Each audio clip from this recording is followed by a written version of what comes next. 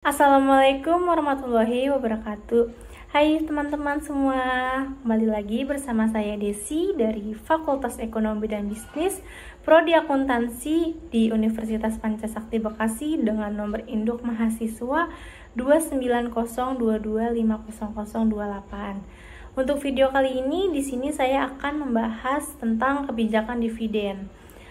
Apa sih kebijakan dividen? Nah, teman-teman udah pada tahu belum sih? Kalau belum tahu, mari simak video selanjutnya ya teman-teman.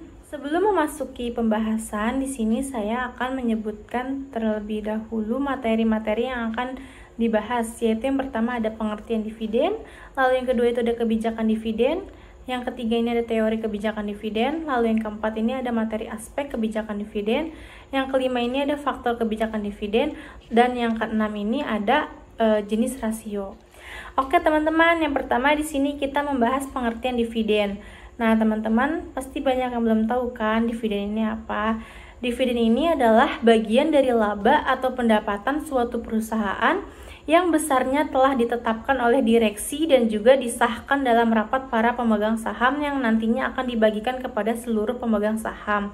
Nah, distribusi pembagian dividen ini kepada setiap pemilik merupakan tujuan utama dalam bisnisnya tersebut. Oke, selanjutnya di sini kita membahas kebijakan dividen ya teman-teman. Nah, kebijakan dividen ini yaitu kebijakan yang mengenai dividen mengacu kepada pilihan perusahaan. Apakah akan membagikan dividen dalam bentuk kas ataupun dalam bentuk lainnya. Berapa besaran dividen yang akan dibagikan, lalu dan juga seberapa sering dividen akan dibagikan. Kebijakan dividen perusahaan dapat berubah-ubah sepanjang waktu sesuai dengan pertimbangan perusahaan pada waktu itu dan berbeda antar satu perusahaan dengan perusahaan lainnya. Dalam melaksanakan kebijakan dividennya, perusahaan dapat menggunakan satu dari alternatif kebijakan dividen mengenai pola pembayaran dividen, yaitu sebagai berikut. Yang pertama di sini ada rasio pembayaran dividen konstan. Nah, untuk rasio pembayaran dividen konstan ini, dalam kebijakan ini, dividen payout rasio yang ditetapkan perusahaan konstan dari tahun ke tahun. Akan tetapi, walaupun dividen payout rasio konstan ini jumlah nominal, dividen per saham akan berfluktuasi sesuai dengan variasi pendapatan setelah pajak perusahaan. Lalu di sini juga ada dividen per saham konstan. Nah, kebijakan ini merupakan kebalikan dari kebijakan rasio pembayaran dividen konstan. Dalam kebijakan ini, perusahaan menetapkan berapa dividen per sahamnya yang konstan dari tahun ke tahun. Nah, jadi walaupun pendapatan setelah pajak perusahaan mengalami fluktuasi dari tahun ke tahun, akan tetapi besarnya dividen per saham yang dibagikan perusahaan akan tetap sama. Lalu yang ketiga ini ada dividen kecil dan teratur plus ekstra akhir. Nah, dalam kebijakan ini perusahaan membagikan dividen yang kecil untuk tiap lembar saham secara teratur. Apabila nantinya pada akhir tahun laba perusahaan mengalami peningkatan, maka terdapat ekstra dividen yang dibagikan kepada para pemegang saham tersebut. Sini kita membahas teori-teori kebijakan dividen ya teman-teman. Nah, teori kebijakan dividen ini dibagi menjadi 3 ya. Yang pertama ini ada dividen irrelevance teori. Nah, teori ini dikemukakan oleh Merton Miller dan Franco Modigliani atau bisa disebut dengan MM. Kebijakan dividen tidak mempengaruhi harga pasar saham perusahaan atau nilai perusahaan. Modigliani dan Miller berpendapat bahwa nilai perusahaan hanya ditentukan oleh kemampuan perusahaan untuk menghasilkan pendapatan atau bisa disebut dengan earning power dan risiko bisnis. Sedangkan bagaimana cara membagi arus pendapatan menjadi dividen dan laba ditahan tidak mempengaruhi nilai perusahaan. Lalu yang kedua di sini ada tax preference theory. Kebijakan dividen mempunyai pengaruh negatif terhadap harga pasar saham perusahaan. Artinya semakin besar jumlah dividen yang dibagikan suatu perusahaan, maka semakin rendah harga pasar perusahaan yang bersangkutan. Hal ini terjadi jika ada perbedaan antara tarif pajak personal atas pendapatan dividen dan capital gain. Lalu yang ketiga ini ada bird in the hand theory. Nah, teori ini dikemukakan oleh Myron Gordon dan John Lennard.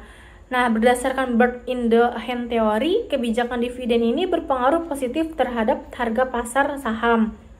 Artinya jika dividen yang dibagikan perusahaan semakin besar, maka harga pasar saham perusahaan tersebut akan semakin tinggi dan sebaliknya. Hal ini terjadi karena pembagian dividen tersebut mengurangi ketidakpastian yang dihadapi investor. Oke, selanjutnya di sini kita membahas aspek kebijakan dividen ya teman-teman. Nah, terdapat beberapa aspek kebijakan dividen antaranya, yaitu yang pertama ada dividen saham atau bisa disebut dengan stok dividen. Nah, dividen saham ini adalah pembayaran dividen berupa saham kepada pemegang saham. Ditinjau dari sudut pandang perusahaan, dividen saham tidak lebih dari rekapitalisasi perusahaan. Artinya, pembagian dividen ini tidak akan mengubah jumlah modal perusahaan, tetapi hanya terjadi perubahan pada struktur modal saja. Lalu yang kedua yaitu pemecahan saham atau bisa kita sebut dengan stock split. Nah, pemecahan saham ini merupakan tindakan perusahaan untuk menambah jumlah saham yang beredar dengan cara memecah suatu saham menjadi 2 saham atau yang lebih, diikuti dengan penurunan nilai nominal secara operasional. Tindakan pemecahan saham biasanya dilakukan perusahaan apabila harga pasar saham perusahaan sudah terlalu tinggi. Yang ketiga ini ada pembelian kembali saham atau bisa kita sebut dengan repurchase of stock. Nah, pembelian kembali saham merupakan bagian dari keputusan dividen. Keputusan ini diambil apabila perusahaan mempunyai kelebihan kas, namun tidak ada peluang investasi yang menguntungkan. Oleh karena itu, perusahaan dapat menggunakan dana yang tersedia untuk dibagikan sebagai dividen atau untuk membeli kembali saham yang beredar. Selanjutnya di sini ada faktor-faktor yang mempengaruhi kebijakan dividen. Ada beberapa faktor yang mempengaruhi kebijakan dividen yaitu sebagai berikut. Yang pertama ini ada dana yang dibutuhkan perusahaan, lalu yang kedua itu ada likuiditas, yang ketiga itu ada kemampuan perusahaan untuk meminjam, lalu yang keempat ini ada nilai informasi dividen, yang kelima ada pengendalian perusahaan, yang keenam ada pembatasan yang diatur dalam perjanjian pinjaman dengan pihak kreditor, lalu yang terakhir ini ada inflasi. Oke teman-teman, selanjutnya di sini kita membahas jenis-jenis rasio. Secara garis besar ada 4 jenis rasio yang digunakan untuk menilai kinerja keuangan perusahaan, yaitu ada rasio likuiditas, rasio aktivitas, rasio leverage, dan juga rasio profitabilitas. Yang pertama di sini kita membahas rasio likuiditas dulu.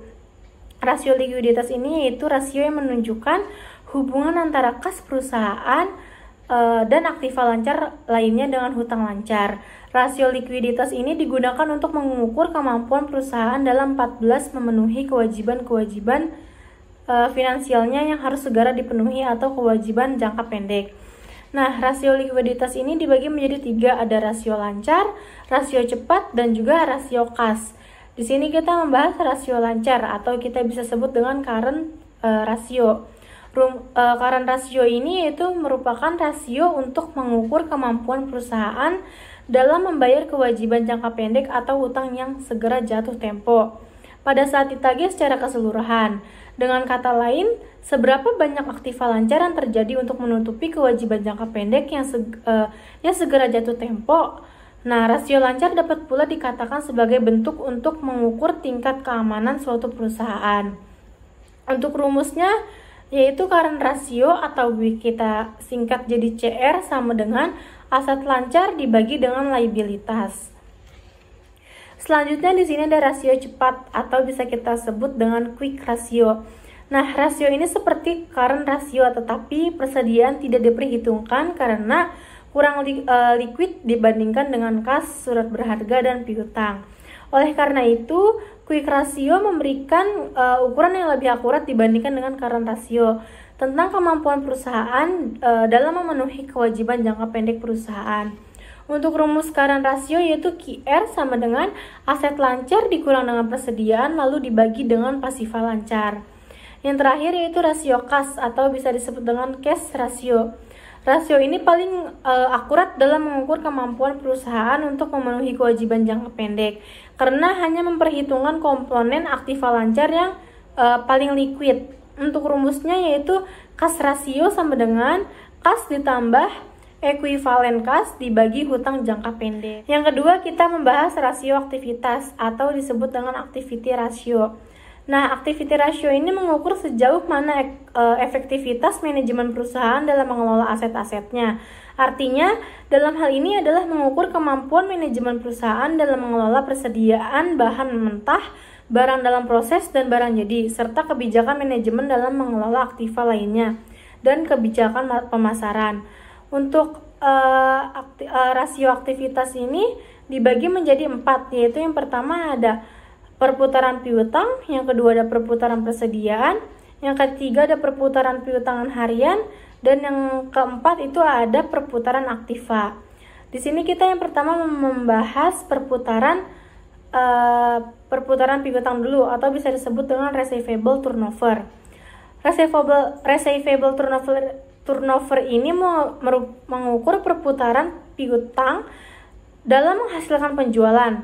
Semakin tinggi perputaran piutang berarti semakin efektif dan efisien manajemen piutang yang dilakukan oleh perusahaan dan sebaliknya. Untuk rumusnya yaitu receivable turnover sama dengan penjualan kredit bersih setahun dibagi dengan rata-rata piutang. Lalu yang kedua ada perputaran persediaan atau inventory turnover.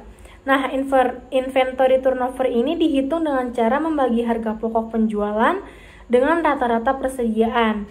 Rasio ini digunakan untuk mengukur efektivitas manajemen perusahaan dalam mengelola persediaan. Rumusnya inventory turnover yaitu inventory turnover sama dengan harga pokok penjualan dibagi dengan rata-rata persediaan. Selanjutnya yang C itu ada perputaran piutang harian atau receivable turnover in days. Receivable turnover index ini disebut juga sebagai average collection period yang digunakan untuk mengukur kemampuan perusahaan dalam setiap jangka waktu tertentu. Rumusnya yaitu average collection period sama dengan jumlah hari dalam setahun dibagi dengan perputaran piutang. Lalu yang keempat yaitu ada perputaran aktiva atau total asset turnover. Total aset turnover ini mengukur perputaran dari semua aset yang dimiliki perusahaan. Total aset turnover ini dihitung dari pembagian antara penjualan dengan total asetnya. Rumusnya yaitu total aset turnover sama dengan penjualan bersih dikurang dengan total aktiva. Yang ketiga di sini kita bahas rasio hutang atau leverage. Yang pertama ini debt ratio, yaitu merupakan rasio hutang dengan total aset yang dinyatakan dalam persentase. Nah, rasio hutang ini mengukur berapa persen aset perusahaan yang dibelanjai dengan hutang. Rumusnya yaitu debt ratio sama dengan total hutang dibagi dengan total aktiva. Yang kedua yaitu rasio total hutang terhadap modal sendiri atau bisa disebut dengan debt to equity ratio. Nah, debt to equity ratio ini merupakan rasio yang digunakan untuk menilai utang dengan ekuitas. Rasio ini dicari dengan cara membandingkan antara seluruh utang termasuk utang lancar dengan seluruh ekuitas. Rasio ini berguna untuk mengetahui jumlah dana yang disediakan peminjam atau disebut kreditor dengan pemilik perusahaan. Rumusnya yaitu debt to equity ratio sama dengan total utang dibagi dengan ekuitas. Nah, yang keempat atau yang terakhir di sini kita membahas rasio keuntungan atau profitability ratio. Nah, rasio profitabilitas ini terdiri dari dua jenis rasio yang menunjukkan laba dalam hubungannya dengan penjualan dan rasio yang menunjukkan laba dalam hubungannya dengan investasi. Nah, yang pertama ini return on equity atau bisa kita singkat dengan ROE. Nah, merupakan indikator yang digunakan untuk mengukur kemampuan perusahaan memperoleh laba atau sejumlah investasi yang dilakukan oleh pemegang saham. Rumusnya yaitu return on equity sama dengan laba bersih setelah pajak dibagi dengan total ekuitas. Lalu yang kedua itu ada return on asset atau bisa disingkat dengan ROA. Nah, return on asset ini merupakan jenis rasio untuk mengukur seberapa besar kemampuan sebuah perusahaan dibandingkan dengan total aset. Laba bersih dapat dilihat dari laporan rugi laba atau profit and loss. Sedangkan total aset dapat dilihat dari neraca atau balance sheet. Semakin mendekati 100% itu semakin baik. Nah, rumusnya ini yaitu Return on asset sama dengan laba setelah pajak dibagi dengan total aktiva. Nah, itu tadi materi-materi yang dapat saya sampaikan. Selanjutnya di sini ada kesimpulan. Nah, kesimpulannya itu kebijakan dividen perusahaan sangat berpengaruh terhadap harga saham perusahaan. Jika kebijakan yang dilakukan perusahaan adalah menahan laba mereka, maka akan mengakibatkan dividen yang dibagikan untuk para pemegang saham akan berkurang.